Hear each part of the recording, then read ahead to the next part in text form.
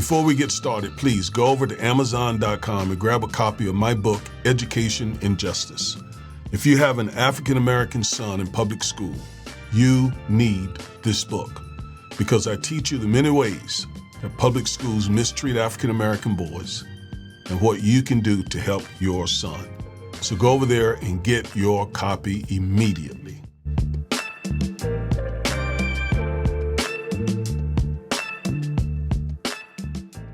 So the NAACP has decided that it is not going to invite Donald Trump to its national convention.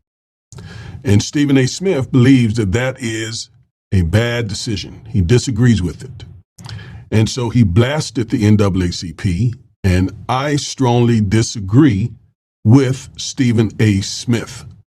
I think Derek Johnson and the NAACP are justified, absolutely justified, in not inviting Trump to their convention. So let's play some of what Stephen A. Smith said, and I want to comment on it. And let me say, for the record, when it comes to sports, I've been watching Stephen A. Smith for decades. And, you know, his commentary when it comes to sports is really good. I mean, the guy's been doing it a while. He's at the top of his game, right? One of the best and highest paid sports journalists in the country. We cannot take that from him. And he's paved the way. He's stood out. He's done some great stuff over the years. But when it comes to politics, no, that's not his forte. That's not his cup of tea. That's not his expertise. And so he quite often will say things that are just inaccurate and just flat out wrong sometimes. So let's go to this video, and we're going to hear him do just that in his analysis of the NAACP not inviting Trump. Welcome back to the Stephen A. Smith Show. Now let's get to the NAACP and two headlines linked to the civil rights organization. The first involves President Donald Trump. The organization announced they will not invite the president to their national convention next month in Charlotte, North Carolina. This would mark the first time the NAACP has opted to exclude a sitting president in its 116-year history. NAACP President Derek Johnson announced the move during a press conference, accusing Trump of working against its mission. Here's a portion of what Johnson had to say. Quote, "This has nothing to do with political party. Our mission is to advance civil rights. And the current president has made clear that his mission is to eliminate civil rights," end quote. The NAACP has filed multiple lawsuits against Trump in the last few months. And the NAACP and Derek Johnson are correct in that statement, in their assessment of Trump's agenda. It is absolutely anti-civil rights. All right? I'll address that further in just a moment. Including suing to stop the Department of Education from withholding federal money for schools that did not end DEI programs, arguing the department was prohibiting legal efforts to provide equal opportunity to black students. First things first, respect to Derek Johnson. Derek Johnson, I understand where you're coming from. I just don't agree, respectfully. I don't agree that this was the right decision to make. Number one, let's stop associating DEI with black people. When you talk about diversity, equity, and inclusion, we all know that the biggest beneficiaries of DEI has been white women. And we all know that folks associate DEI with individuals who weren't qualified, but were just giving an opportunity so a place could be diverse. And that's not what I would classify us as. And I'm certain that you wouldn't either, Mr. Johnson. So that's number one. Number two. All right, let's address that. So studies have shown that white women have benefited the most from DEI programs. Well, that doesn't mean that Trump's anti-DEI agenda doesn't affect African-American people. It definitely does, because they are using their anti-DEI agenda to target black people, no pun intended, not white women. black people. So Trump has used his anti-DEI agenda that was laid out in Project 2025 to go after everything from black education to black leaders in key positions across the government, black employees who make up a large percentage of federal employees, and on and on and on and on. When it comes to DEI, again, the focus has not been white women.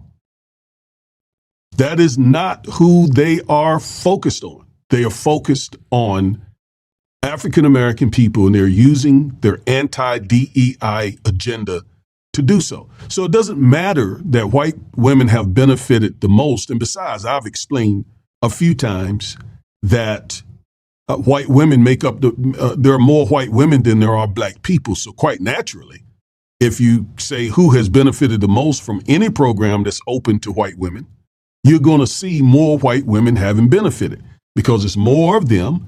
Moreover, people who do the hiring are mostly white. And so who are they going to hire? They're going to hire a lot of white women. But that does not mean black folks have not benefited from DEI. We have.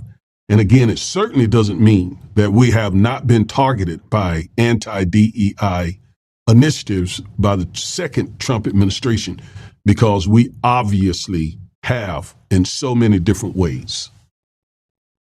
Here's where my reticence really comes in. Why not let the 47th president of the United States come and address the NAACP convention? Why not give Donald Trump a chance to sit before your audience, your constituents, and explain exactly what he's doing and why? Why not let him do that? Why not let him stand before the very people whose lives he's purported to have had a profound effect upon with some of his decisions, and let him explain what is it that he's doing and why? When we talk about the Department of Education, again, we all understand that our students need all the help that we can get, especially in the public schools. There's no question about that. Federal funding is essential, and we understand that. But at some point in time, don't we have an obligation to look at exactly what the Education Department has done and whether or not it has served to benefit our community, as in the black community, along with various communities throughout this country, the United States of America? The Department of Education certainly has benefited the African American community. Now, there are definite achievement gaps in public education. I write about it in my book, Education and Justice, and the other issues that are plaguing public education as it relates to African Americans. But the Department of Education has, for example, or had at least, the Office of Civil Rights that was investigating some of these civil rights violations, trying to get to the bottom of why African American students are disproportionately suspended, disproportionately expelled from school, disproportionately placed in special education, underrepresented in gifted and talented education. The Department of Education had offices and rules in place under the Obama administration as well as the Biden administration to address all those disparities. Well, that's gone now. The Department of Education also had an office that kept a lot of data so that we could stay abreast of the many ways that African American students are mistreated in public education. Not to mention the fact that the Department of Education deals with funding for low-income schools.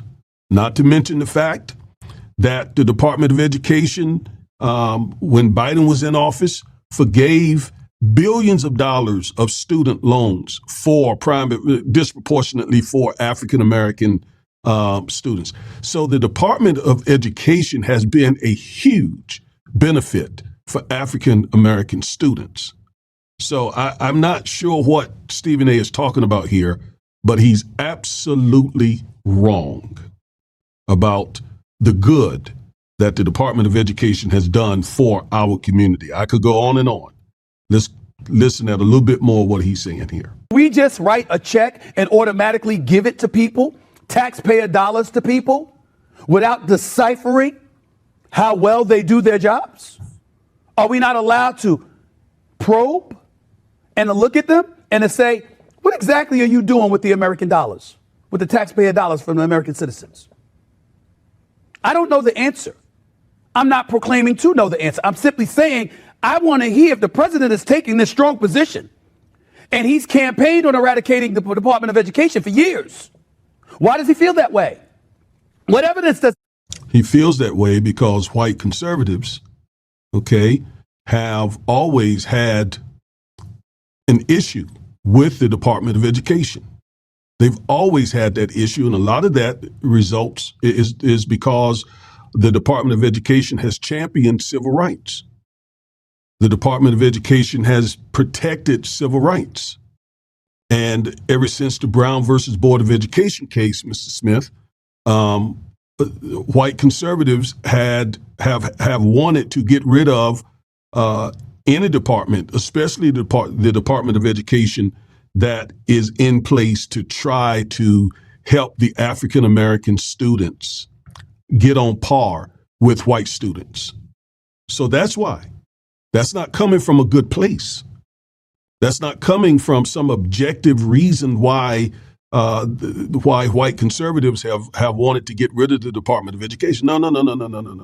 No, this is a part of the anti-blackness that we have dealt with from white conservatives. Not, for example, not just the Department of Education, but EPA, for example. EPA has been there to try to fight environmental racism.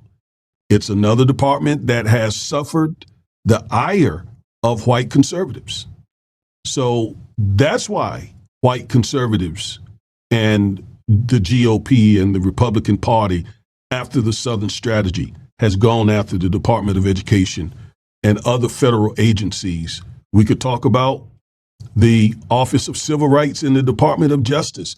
Anywhere there is an effort in a federal agency to fight systemic racism on behalf of Black Americans, they target those agencies and those programs. It's called systemic racism. we have to validate his assertions? And if indeed there is profound evidence to support such a position, who are those that are supporting it? We need to ask those questions.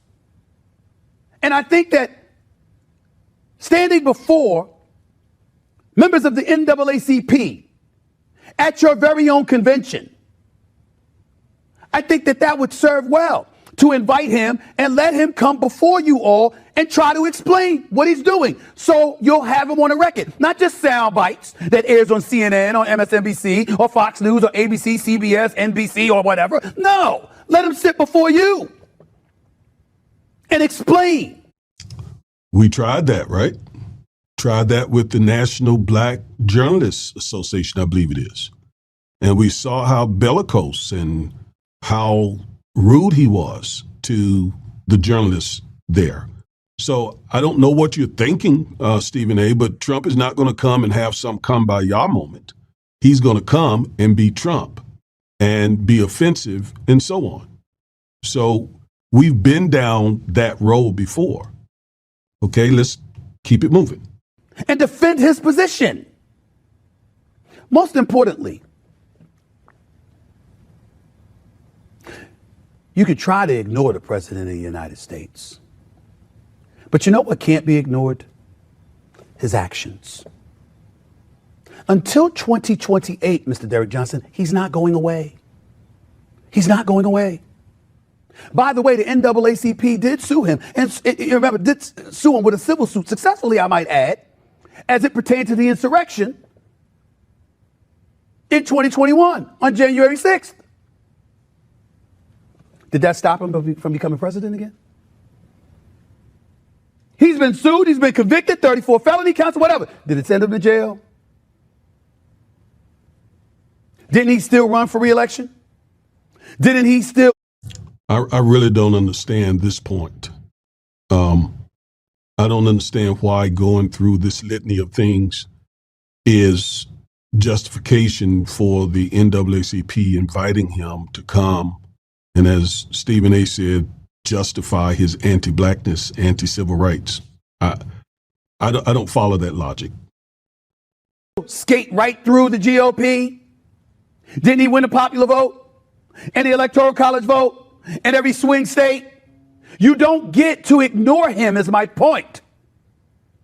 He has been the most powerful, the most influential member of the GOP. I would argue the NAACP is not ignoring him. The NAACP is resisting him. The NAACP has a mission, as Derek Johnson said, of furthering and pushing civil rights. And there has not been a president in the last 150 years who has been more anti-black and anti-civil rights. So, again, there's not going to be a kumbaya moment. They're not going to hold hands and sing "We Shall Overcome." That's not going to happen here. These folks are on two opposite ends of the spectrum here where African American people are concerned. So there's really nothing to talk about. And it's not ignoring him, not at all. You can't ignore him when he's being this anti-black and you are the flagship organization that has fought anti-blackness. So they can't ignore him. They're resisting him. And I agree with them. There isn't much. Since 2015, how does you refusing to invite him, ostracizing him, not wanting to hear what he has to say to you all, how does that help you? How? I'm not saying agree with him. I'm not saying side with him. I'm not saying... Stephen A., a person's actions speak much louder than his words. President Trump has made it abundantly clear how he feels about African American people. And it's not just him, just articulating what he feels especially when it's contradicted by his actions, his agenda. I mean, he denied having anything to do with Project 2025, but that's precisely what he's pushing. So he oversees a movement of anti-blackness. They're implementing anti-blackness. We still got 3.5 years more of this. So what are they to talk about? I mean, it's like two boxers who are trying to win the boxing match. And they are diametrically opposed to each other. Why are they going out to dinner together? Why are they sitting down over coffee?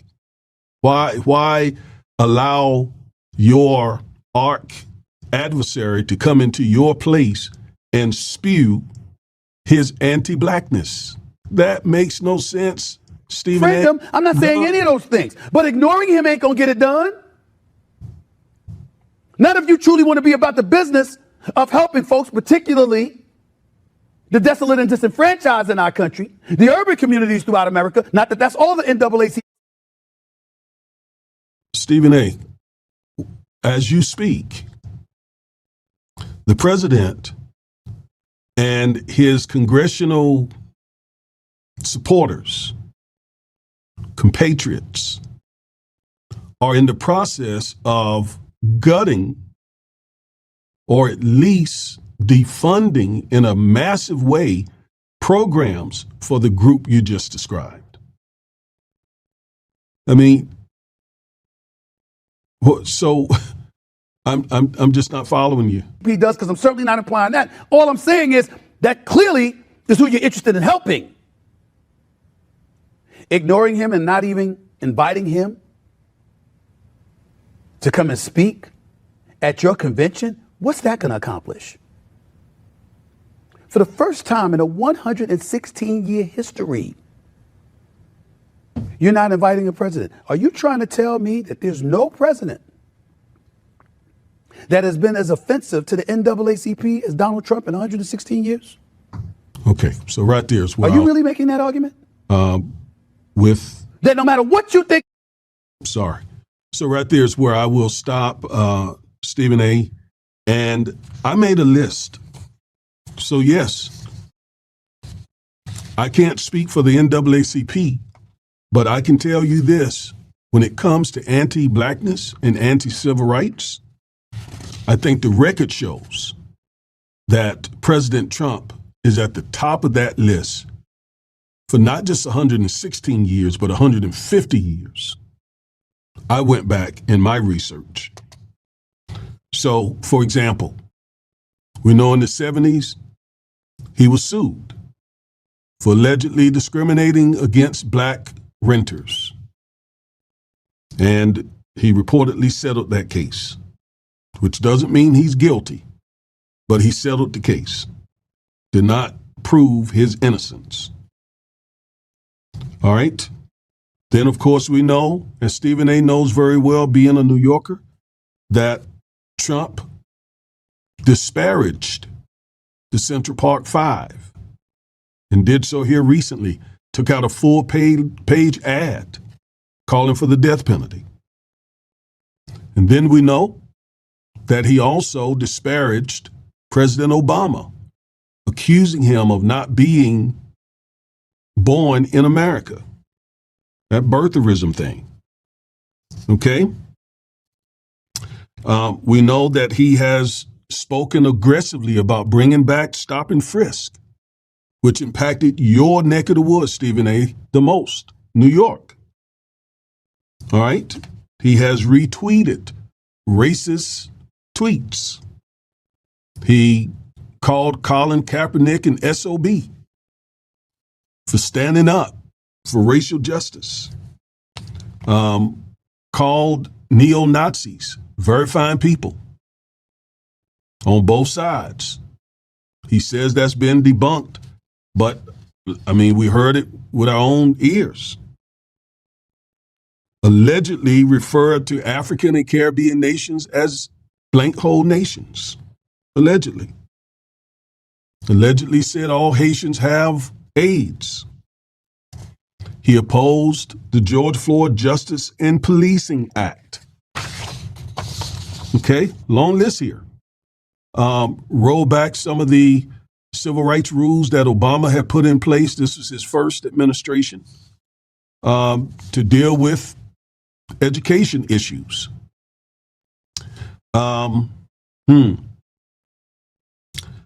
Called Atlanta and Baltimore very disparaging terms as well as their representatives. Appointed several hundred right-wing judges that are anti-civil rights. Okay, let's see. He also rescinded an executive order issued by Lyndon Johnson back in the mid-'60s as a part of the civil rights movement. Here recently, he pushed the effort to get rid of disparate impact and did get rid of it as far as federal agencies are concerned. That is a huge blow to the civil rights movement and civil rights legislation. Told the Proud Boys, stand, something to the effect of stand down and stand by and stand down. Something to that effect. Recently allowed white South Afrikaners to come into the country, while at the same time stopping the program that would allow blacks to come into the country. Okay. Reportedly opposed the John Lewis Voting Rights Advancement Act. Man, I could go on and on. Has been anti-critical race theory, has been anti-woke, which being woke and critical race theory are not racist. They are what we have used to fight racism. Is currently trying to hamstring the African American Museum of Art and Culture, I believe it is, issued the 1776 Commission, which essentially whitewashes slavery and racism. I mean, we could go on and on. And when we talk about the most anti-black president in the last, Stephen A. said 116 or 17, 18 years. Again, I went back 150. And he has been the most aggressive at rolling back black progress of presidents who historically have been considered the most anti-black. But Trump takes the cake. There was, for example, Woodrow Wilson, who segregated the federal government and endorsed the KKK back in the 1920s, allowed the movie Birth of a Nation to be played at the White House. But the list of things, anti-black things that Trump has done has exceeded that. Richard Nixon, who created the Southern Strategy and launched the war on drugs that targeted the African American community. Trump, his anti-blackness exceeds even Nixon and Reagan's record. Reagan, he defunded, programs that blacks needed. I remember that very much so. Then Grover Cleveland vetoed civil rights bills, refused to stop to oppose lynchings, and he helped empower Jim Crow. Yet Trump exceeds all of them, according to his record. So why would the NAACP invite him in to come in, and we know what he's going to do? We have a history of it. There's not going to be any agreements or any of that, because Mr. Trump is very, very committed to his anti-DEI, anti-black agenda. Very much. Him and MAGA and the GOP, they are working this thing. And he's not about to turn around now. And once again, we got 3.5 years left of this. So what is the point? I think the NAACP said essentially, he is fighting our very mission statement. So therefore, we have nothing to talk about. See you in court. And that's the NAACP. And then, of course, if you also include in that the NAACP Legal Defense Fund, these folks are in opposition. They are resisting Trump. So I applaud them. I think they made the right decision. I disagree with Stephen A. All right, I'm Reverend and Civil Rights Attorney Augustus Corbett. Thank you for watching the video. Stay woke.